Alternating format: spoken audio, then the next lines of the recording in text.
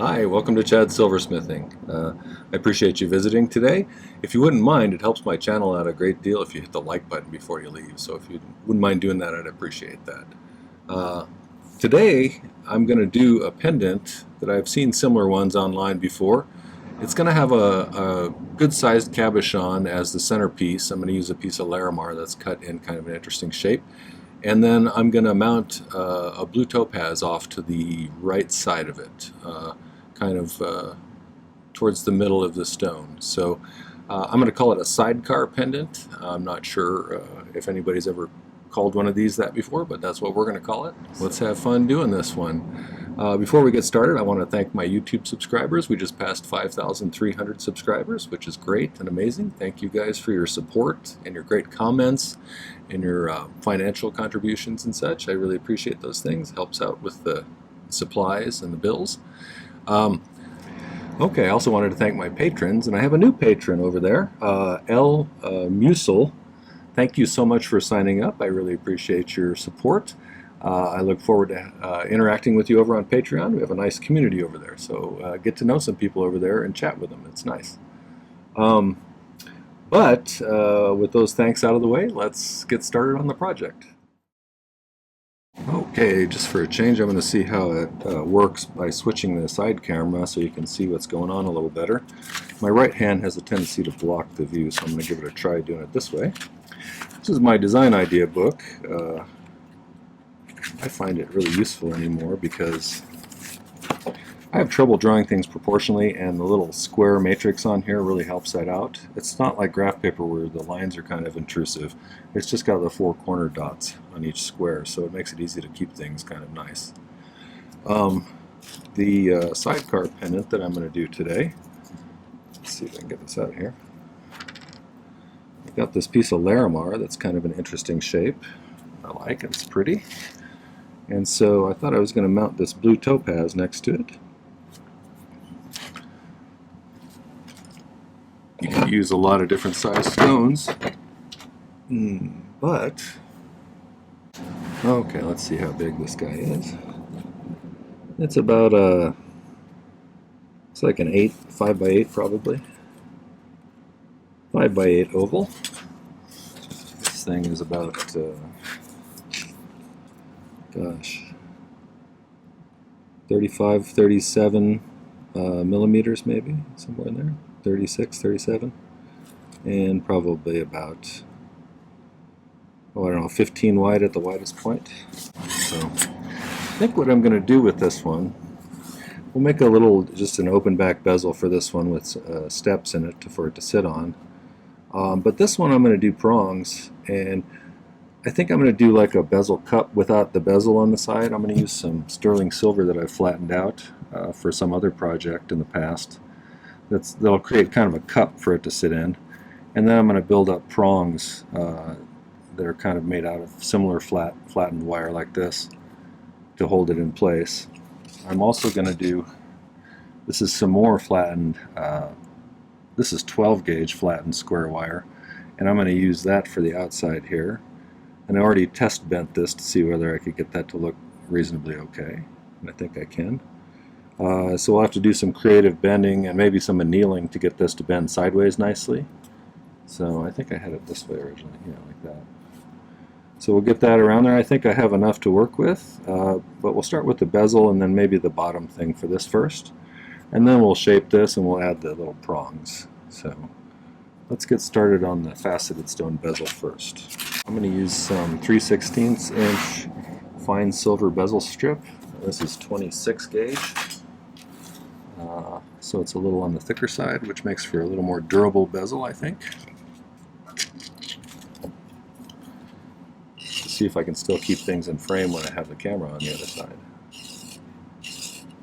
Not that I always keep things in frame when I have it on the original side very well. I get focused on what I'm doing and I forget that I'm filming sometimes.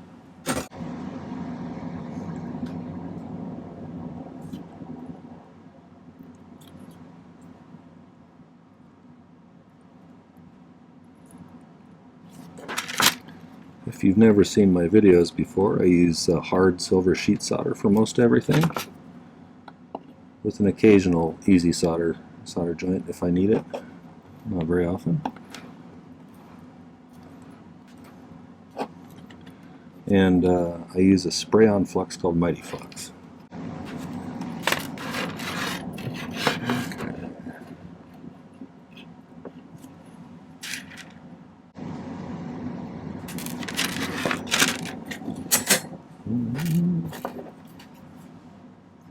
There's a lot of different ways to make step bezels. I'm going to use some 18 gauge round wire that I'm just going to make into some little jump rings that fit right inside of this. That makes for a nice little platform for the stone to sit on. Bezel settings for faceted stones aren't as hard as I thought they would be when I first started this. I was intimidated for a number of years before I tried one, but they're really not that hard. You just got to make sure to get the size pretty close and everything.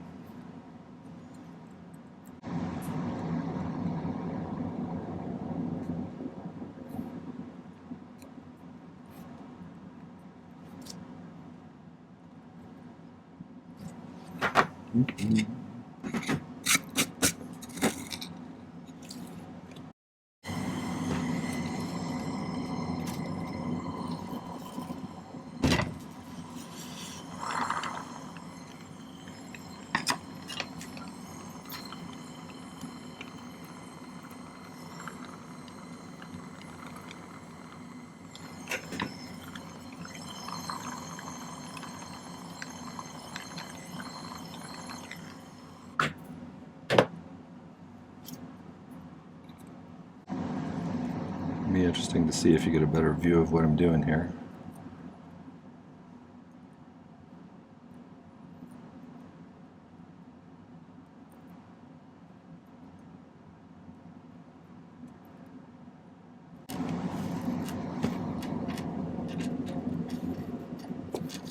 Pretty good on size, I think. Just going to do a little cleanup filing.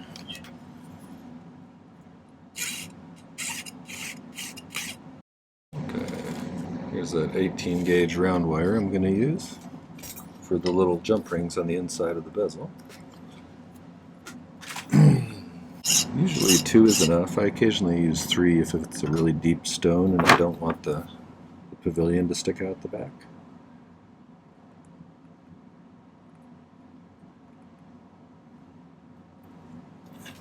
So I'm going to make 2 that fit right inside of there.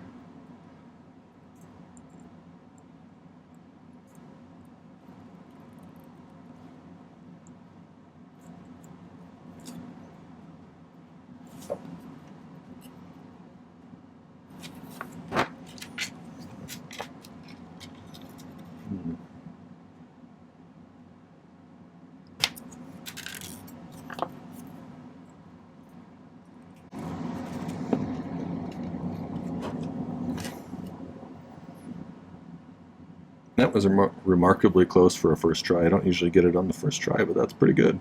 I cut it bigger than I need usually, most times, and then I cut it down gradually until it fits perfectly, so I got lucky on that one.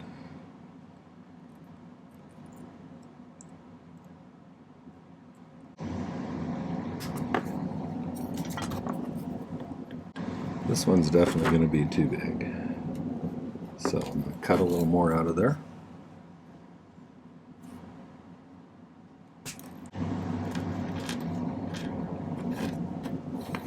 So I've pushed them both in there. I've kind of pushed down to make sure they're sitting relatively flat.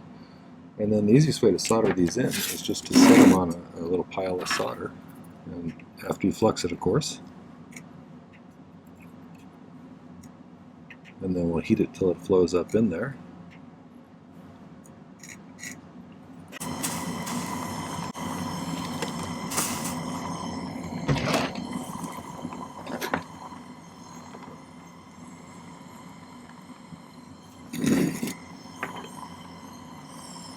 Heat it just like you would any other bezel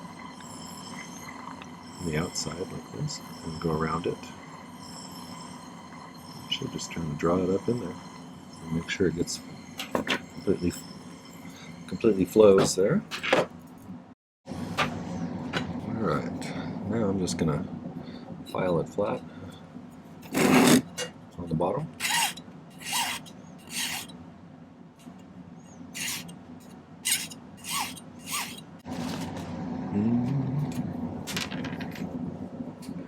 Once you have a nice shiny flat bottom, you can just kind of clean it up a little bit.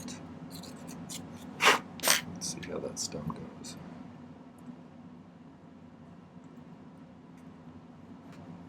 That fits in there pretty well.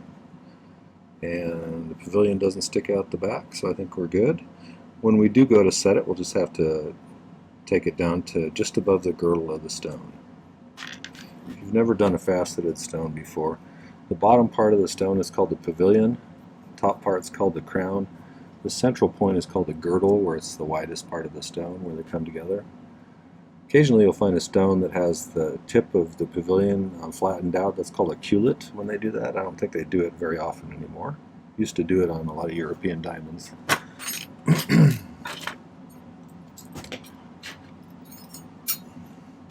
Okay, I got that made. So now I'm going to use, so this is 14 gauge square that I ran through the rolling mill to flatten it out a little bit. And it looks like I've annealed it because it's dark. So when you're doing something that goes around something with a sharp point like this, I'm gonna try and get the end where they meet, somewhere on the side like this. Normally I'd be doing a regular bezel, but this is a little piece of sterling silver. Since I'm not going to actually have it going over the top of the stone, I'm going to do some prongs attached to this. So, so for this point here, I'm going to go ahead and make a sharp of a bend as I can. You could actually wanted to file a notch there and then bend it, and you'll get an even sharper end, but I don't think I need it to be so sharp that I just need to create a cradle for this stone here.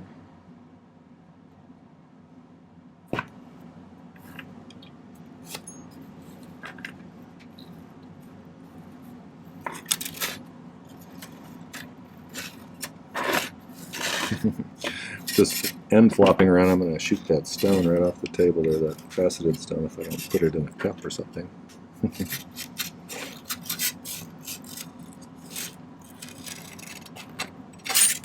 See, like that.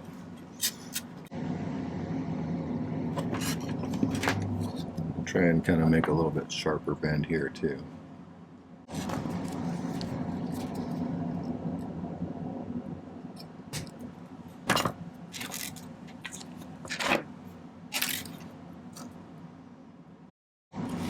I'm going to push these out of the shape that I created a little bit in order to solder these two ends together, and then we can reshape it again.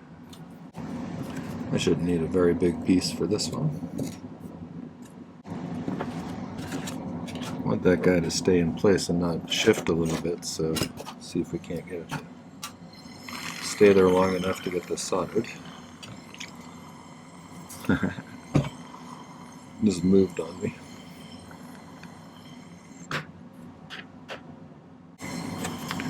You might notice that I do a lot of pick soldering, and the reason that is it allows me to do a lot more stuff than I could do before I learned how to do that.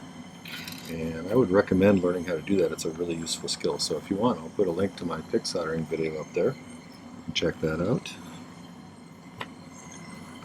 It allows you to very precisely put a little bit of solder in place without, adding too much or having it go somewhere else.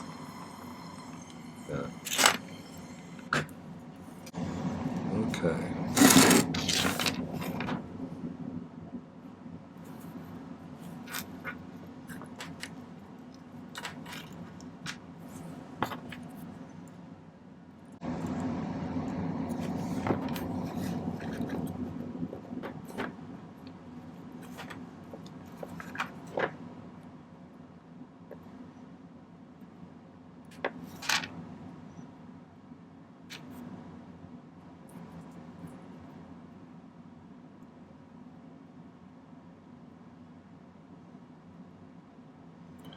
So since I'm going to be soldering this down to a piece of sheet and I won't be able to change its geometry, I want to make sure that this fits in there pretty nicely without having to force it or anything.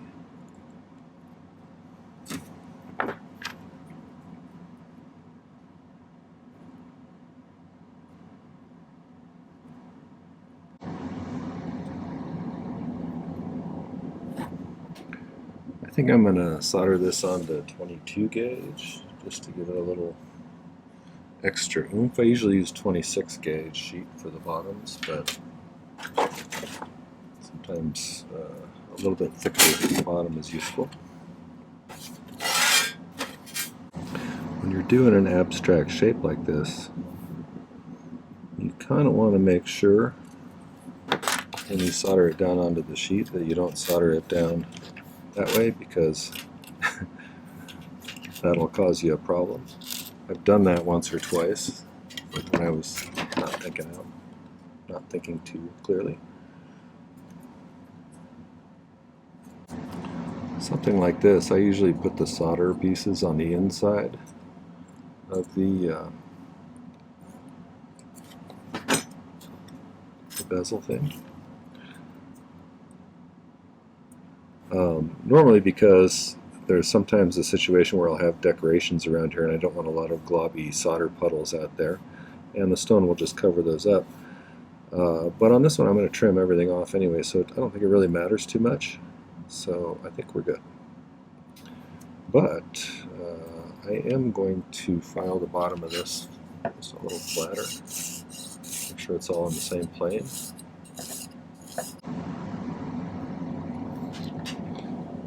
Okay.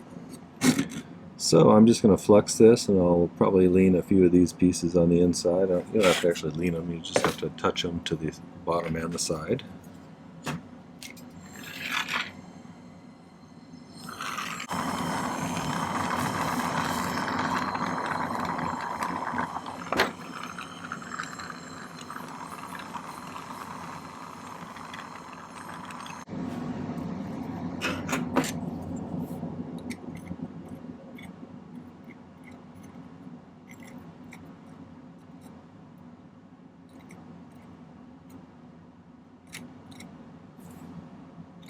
It's probably enough on there.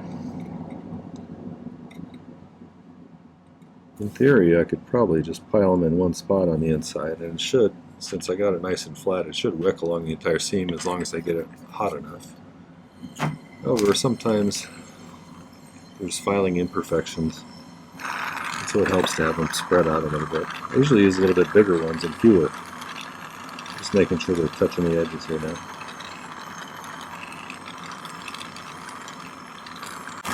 Okay, now you want to get the bottom is going to be the hardest part to get up to temperature here, so I'm going to heat that and kind of actively avoid the other piece till the end here, and you don't want to see a seam form all the way around the outside edge. See some shininess. I think we got it. It looks like we have a good seam. Okay, so now I'm just going to trim this up. If you're curious, these are just Fisker's craft shears. I get asked about them quite a bit. You can get them at most hobby stores. They are surprisingly durable for little plastic handled shears.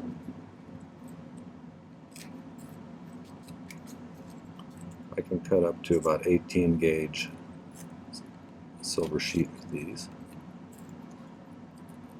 I was using one pair generally for about 210 videos, and I finally broke them.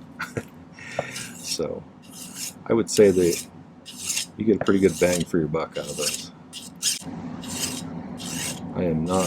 They are not my sponsor though. Although I would take a sponsorship from Fisker's.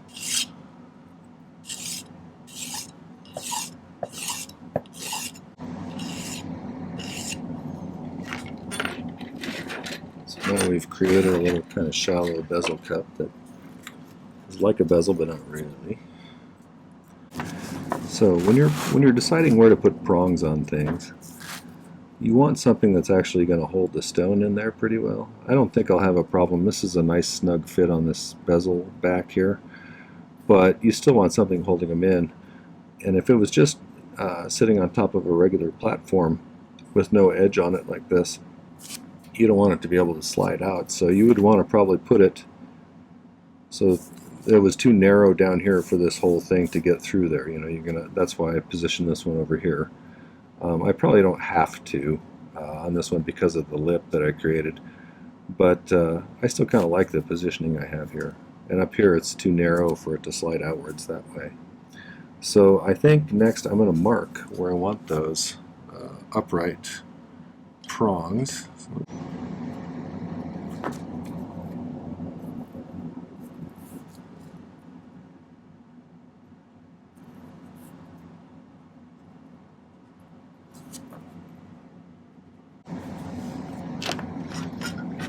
Since I'm going to be using a piece of this for the upright prong, I'm going to use it as a guide for how wide I want to cut a groove in here.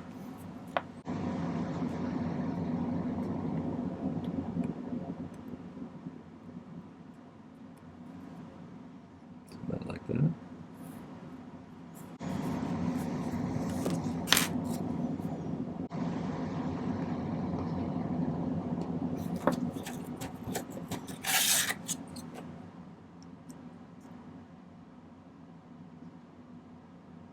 About 2 millimeters, a little more than 2 millimeters.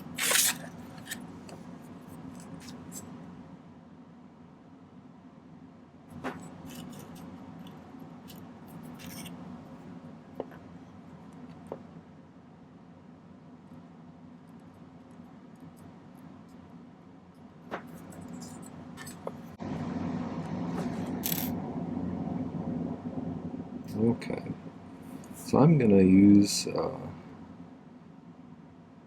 probably the jeweler's saw and cut a straight line up in each of those just part way in. And then I'll use the Dremel to kind of gouge it out there with an abrasive white wheel. So I'll be right back in a second. Okay, it may not be easy to see, but I've cut kind of a groove in the side where I want the 4 different prongs to be. And I just took the jeweler's saw and I did the borders of the groove, and then I dremeled out between them with an abrasive white wheel. It wasn't anything fancy. You could neaten it up with the jeweler's file if you need to. Make sure your sides are nice and straight and everything.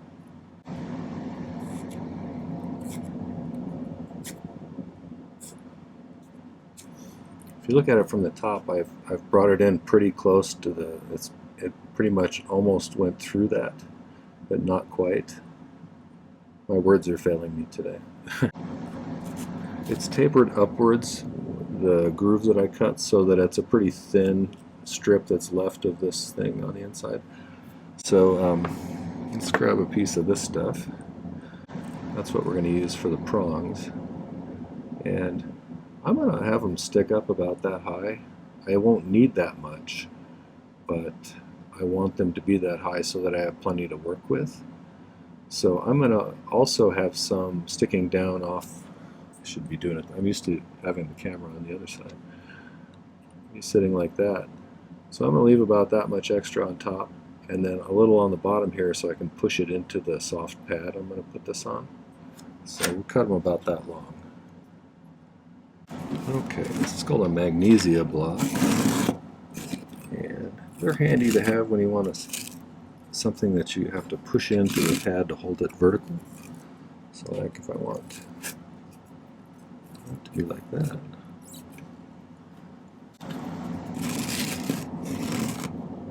And I can push this one here.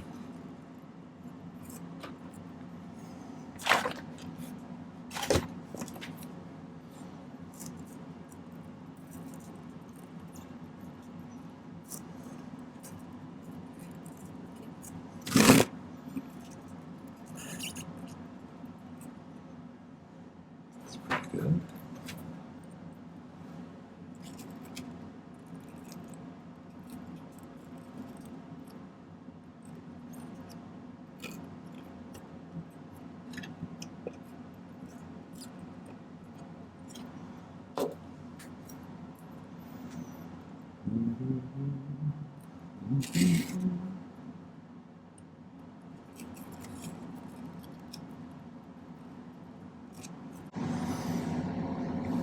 So that looks pretty good.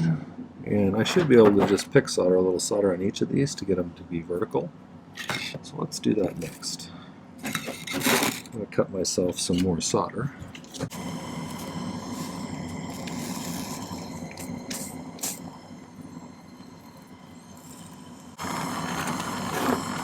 This is another situation where pick soldering would be good because it's hard to balance a piece of solder in the right place on something like this. So as long as I get everything up to temperature, I should be able to just move it in here. You know, and touch it right where it needs to go.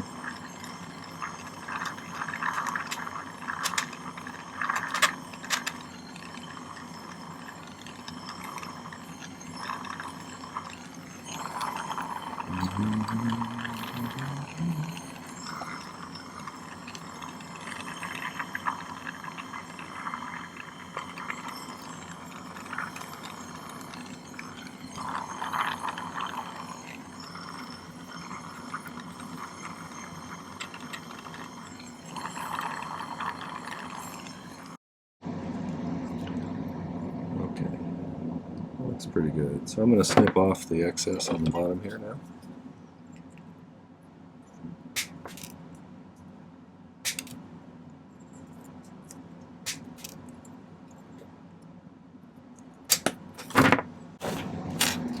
So we got that basically.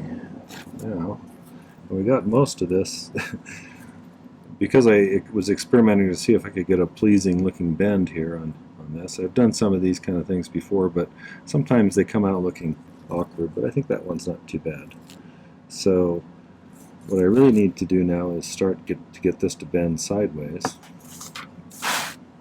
And bending wire that has dimensions like this, where it's wider in this dimension than this, it definitely doesn't like to bend the way you don't want it, or the way it doesn't want to go. So sometimes using a little bit of leverage like this can help.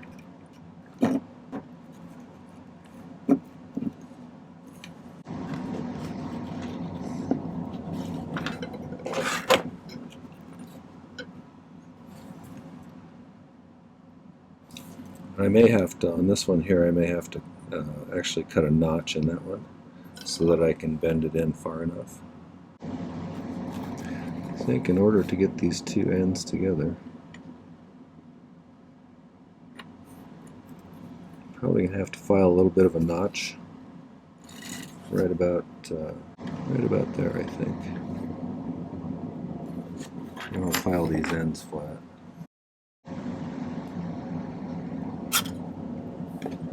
So basically I'm just filing a notch using the corner of the bastard file on the inside of this piece.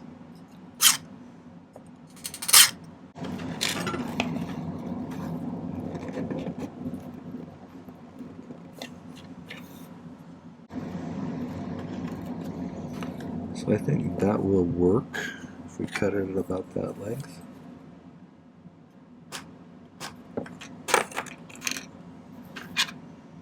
So I think what I'll do is I'll cut some of this off, and then I will solder these two together, and we'll get it around there, and we'll probably solder this closed too, and then we'll clean it all up. Well, actually, before we solder these two together, I will probably clean this up with the Dremel a little bit, because there's going to be some spots where you can't really get too polished very well. So I'll do that in advance.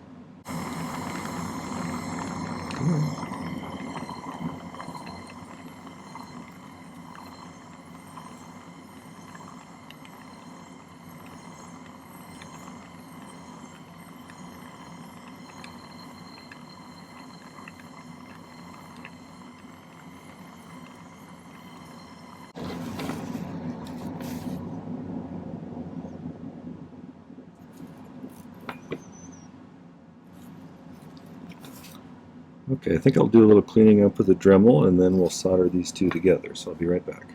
A little bit of cleanup, and I think I'm ready to solder these together. And I think what I'm going to do is I'm just going to do what I did before and just pick solder them.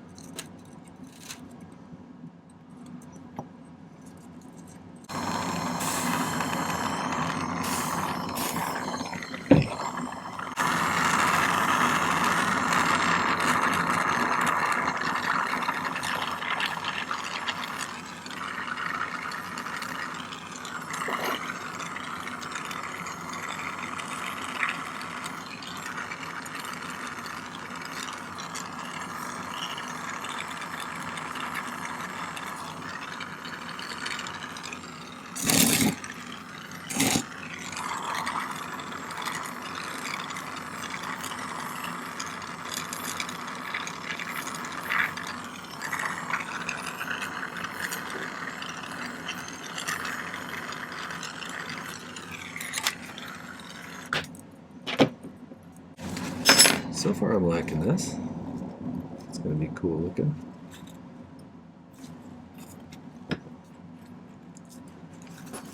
Be like that. Then we got this guy. Put it over here somewhere.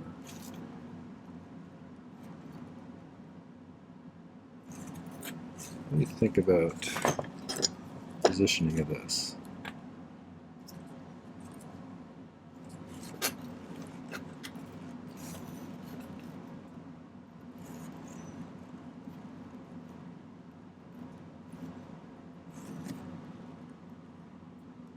I feel like I kind of like that, like at that configuration. So let's do this.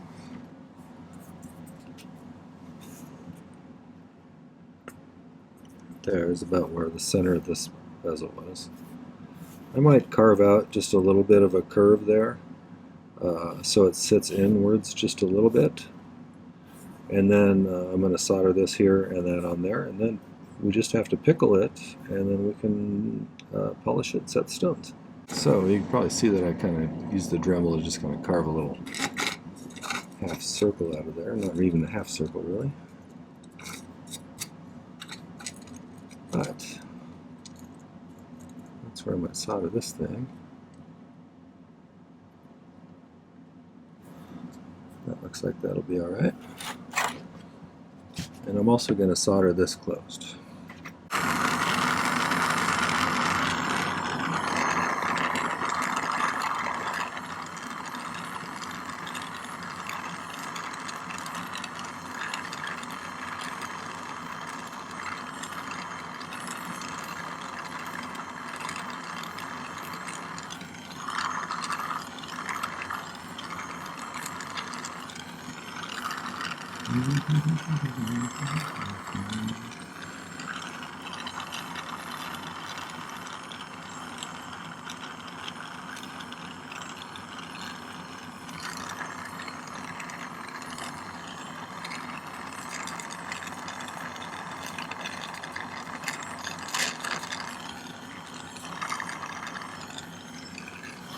I think I picked up a little piece of sterling off the pad by accident somehow. Okay, I need to cut a little bit more solder so I can do the top there.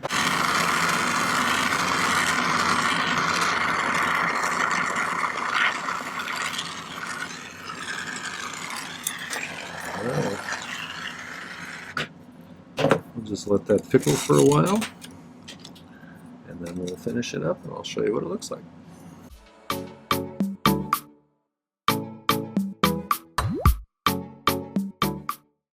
So I went ahead and set the bezel set faceted stone here.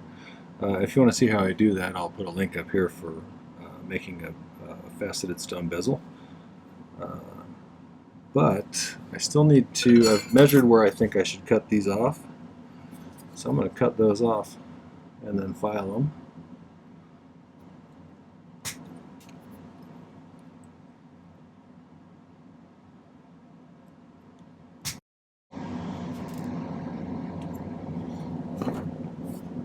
Okay, and the other thing I'm going to do is I'm actually going to taper these down so they're thinner at the tops. And I'm probably going to use the Dremel to do that, to just get those nice and tapered in. And then I'll set the stone, and then I'll do some final polishing on the tips of these. Stick this in here, make sure it's seated in the this little holder. And I think I'm just going to start pushing these in.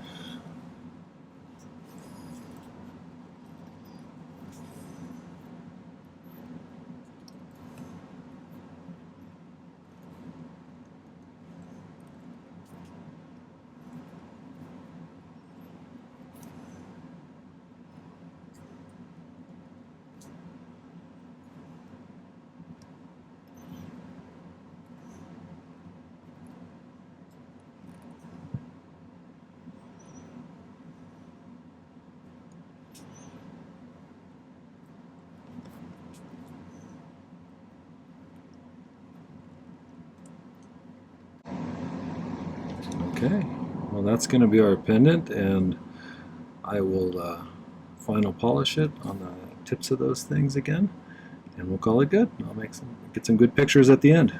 All right, well, I hope you enjoyed the sidecar pendant video.